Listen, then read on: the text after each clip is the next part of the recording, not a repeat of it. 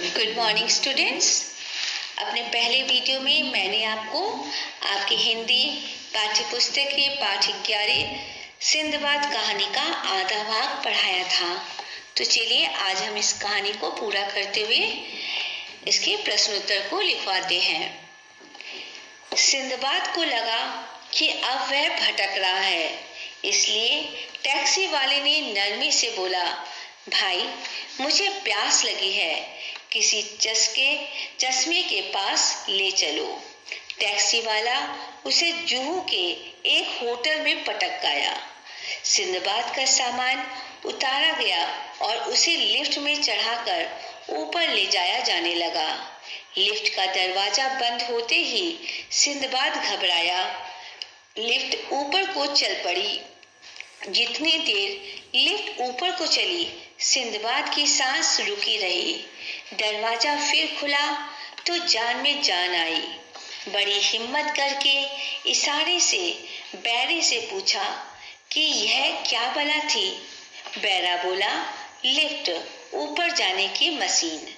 Sinbad समझा कि बिल्कुल ऊपर, खुदा के घर जाने की मशीन। कान पकड़ा कि अब कभी उसमें नहीं चढ़ेगा। शानो शौकत का तो वह आदी था ही। आलीशान होटल देखकर थोड़ी राहत मिली। तभी गलती से उसका हाथ एक बटन पर पड़ गया। अचानक कमरे में एक आवाज गूंजने लगी।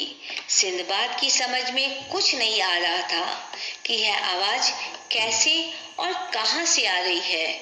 उसने दहशत में कमरे में जितने भी बटन दिख रहे थे उन सबको दबा दिया। किसी के दबाने से बत्ती जली, किसी से पंखा चला, एक से घंटी भी बजी, एयर कंडीशनर चला। दरवाजा खोलकर बैरा अंदर आया।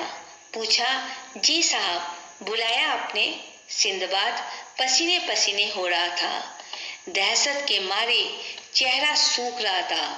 बैरे को देखकर थोड़ी हिम्मत बंधी। उसी से पूछा, यह आवाज कहां से आ रही है? बैरे ने रेडियो का स्विच ऑफ कर दिया। आवाज बंद हो गई। सिंदबाद खिसियाना होकर तौलिए से अपना मुंह पोंछने लगा। उसने बैरे से कहा, मैं अपने वतन जाना चाहता हूँ। बैरे ने उसकी बुकिंग करा दी। कुछ देर बाद देखा गया कि सिंदबाद का सामान फिर से टैक्सी में रखा जा रहा है। सिंदबाद एक ही दिन में हिंदुस्तान से पनाह मांग गया। लौटकर एयरपोर्ट जाते हुए टैक्सी वाले ने पूछ लिया, आप कहाँ के रहने वाले हैं साहब? कैसा लगा हिंदुस्तान आपको? बस यह पूछना ही था कि सिंदबाद फट पड़ा।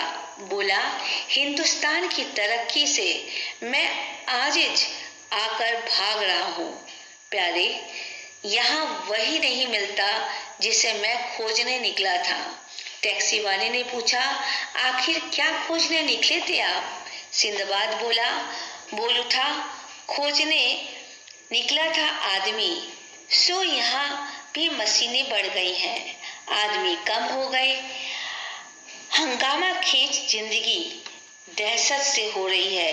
इन सब को देखकर मैं अजदहों के बीच रह गया। ये नहीं डरा, लेकिन इन मशीनों की बेजानियत को दूर से ही देखकर घबरा गया हूँ। एयरपोर्ट आ गया था। सिंदबाद हड़बड़ी में उतरा और अंदर चला गया। टैक्सी वाला गाड़ी लेकर आगे बढ़ गया।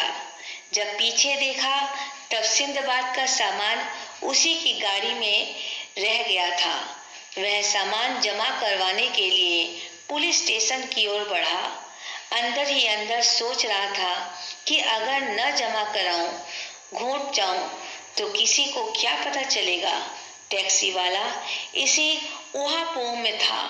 उधर सिंदबाद का जहाज उड़ा जा रहा था।